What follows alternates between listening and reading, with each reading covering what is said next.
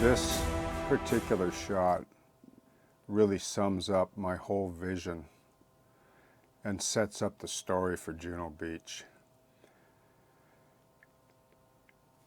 I don't know what to say, like, other than ever since I was a kid, when I discovered this art form, and I'll call it that because it is, there's no argument with me with that. Like, people can have their opinions, I understand why, and there's good sort of subjective arguments as it not being maybe in just a technical exercise, and that's fine if that's what you think, but not for me. There's way too much involved creatively, way too many problems to solve, and those are all the fundamentals that are in art, whether it's a canvas, a sculpture, or in this case a diorama. And this particular shot here, like as I was shooting it, which is kind of cool because it's fun, because all the hard work is culminated to this moment now. And I was rotating the piece down, like getting down to eye level. I've learned that with miniatures, the trick really for drama is to get down low like you would be right there on the beach. And when I look at this shot, it really sums up the whole narrative in my mind that I was trying to put forth, was this sort of passive, benign scene, like in the moment, like in between the chaos. There's already been the initial first assault wave gone in. A lot of them didn't make it. Some did. Some got in. There was heroics, and there always is in war. It's not that everybody's a hero. There's always the dude, like remember the dude growing up in school, the guy, the sort of leader, hardcore guy? Well, that's the way war was. And if you were part of that company or that squad, you were lucky, right? And maybe this guy's in between the wave. Like this guy's come up, he's a CO maybe, tore off the rank from his shirt because snipers. He has come in on the second or third wave. There's mines everywhere along, well, like every beach front on D-Day. The remaining, or the guys that survived, have gone forth. They're trying to establish the beachhead, and this guy comes in. There's a moment, because I've read like 3 books building this diorama, and they're books that I think I mentioned. Well, I'm into The Guns of Normandy now by George Blackburn. That's a whole nother chapter, but the ones I read was Mark Selke's Juno Beach and Terry Kopp's Fields of Fire, and it was clear that there were moments of like pause and reflection between the battles and so on. There was an ebb and flow, and this shot captures that for me. And then it's up to the viewer. So what I want to do is I want to zoom back to a wide angle on the bench and just talk a little bit more about it in closing, if I may. And hopefully that, like, this video will inspire those that are into this type of historical modeling to, you know, to maybe start that project that has been on the back burner, or maybe to push through the one that they've been working on that they're maybe stalled on or whatever. Because when you do finish a piece, the reward is, like, I can't describe it. It's something very special for sure. And I'll be buying a nice display case, a LED lit display case for this diorama and the subsequent ones I would like to build down the road, along with my choice library of historical books. Okay?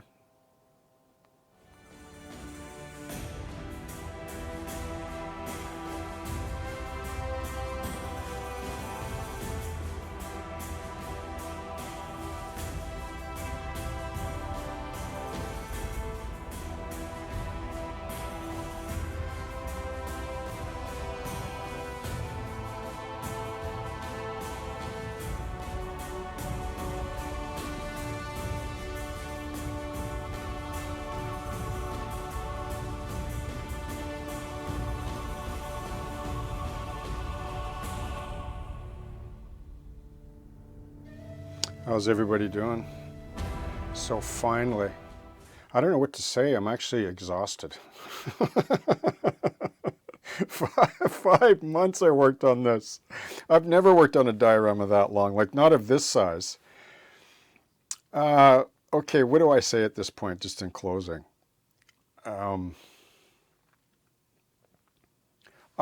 I learned a lot from this. What did I learn? I learned that 1/16 scale is exhausting because of the level of detail that you have to do. Like like the resolution of the size of panels, tools, like everything is just so much larger. And so when you zoom in closer, you have to do that much more texture with paint and medium and so on. But you know, it really is impressive to see it live though. Like it really like pops. And it's just that you're not used to looking at this scale. Like I'm not. Like like in the past I built mostly 1/35 scale dioramas, like way back. Like that was the scale. I mean, it still is, I think. It's the premier scale. I think 1/35 scale is the HO scale of model railroading. And then there's N, which might represent 172 and 148. And then O scale, which is actually 1/48 scale, but in the equivalent of military dioramas would be 1/16 scale. I'm really glad that I used the Verlinden figure. I ordered it from Japan, as most of you know, and it came a lot quicker than I thought. And I had it for a while. I just wasn't sure if I was going to put a figurine on it. But I always sort of had it in the back of my mind and my subconscious, like that space right there. Like you can see that it looks obvious that I left that space there for a reason. But I wasn't really sure I was going to spread the ammo boxes out and shove the carrier forward a bit more and not have no figure at all. But I don't know, there's something about a figurine. It sort of brings scale and context to the actual piece, you know? So I'm really glad I did that because it helps to suggest a narrative. I don't know what your narrative is. You can't say one thing about it really. It's like I've had people make comments say, oh, they would have never have left the weapons there. Well, what do you mean left the weapons? Do you know what this vehicle, like when it arrived? Like this is a support vehicle. It would have been full of weapons and ammo. It didn't come in on the first wave, the second wave, or the third. It was probably the fourth LCA wave that came in, bringing supplies. The ladder's already up. They've assaulted the beach. They've taken houses and ground like beyond this wall. This guy here, like who knows? Like who knows what part of the invasion force, like what wave he came in on. He could be a chaplain, you know, right? Or just a private, or with the supply, he's waiting. They're carrying, you know, ammo up that ladder and he's guarding it or whatever, because there was pockets of resistance that they didn't overcome even when they assaulted inland on the beach. They had to do it later. It was all the tunnel system and from all the bunkers.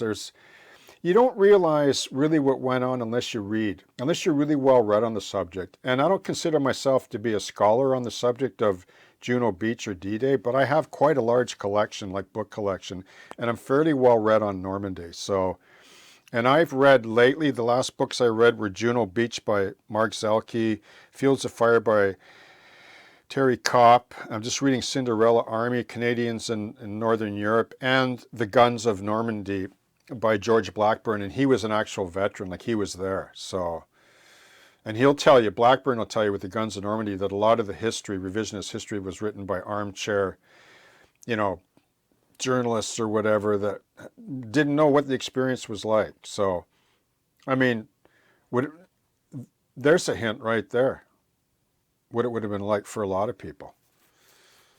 Especially later on. Like apparently dysentery was rampant. Like in the later battles after Caen, like a month later, it was horrible what they had to go through. Like this is some of the things I learned from building a diorama, like they're an education. So I've had a 5-month crammed, intense, you know, curriculum on the landings at Juno in the last 5 months. Like that's what I've learned. Like I'm not talking about coffee table books. I'm talking about pros, like really well-respected authors on the subject. But anyway, that's part of it, isn't it? At least it is for me, because the books give me context as I'm building the model, and they cultivate passion and soul into the work, and it's reflected because I wasn't there. So I've only modeled what I've gleaned from really good scholarship on the actual operation itself. And that's what's really cool about this hobby. So anyway, thanks so much for supporting this channel. Thank you for following the series. And for those of you that have not, if you go to the homepage, Boomer Diorama, you'll see that there's a whole playlist there. And if you scroll through videos backwards, Infinium, they're all there. They're all perpetual. They don't go anywhere. You can watch them at will, and it doesn't cost anything. So, okay. So happy modeling to all of you. God bless you, and I hope that you have a great day.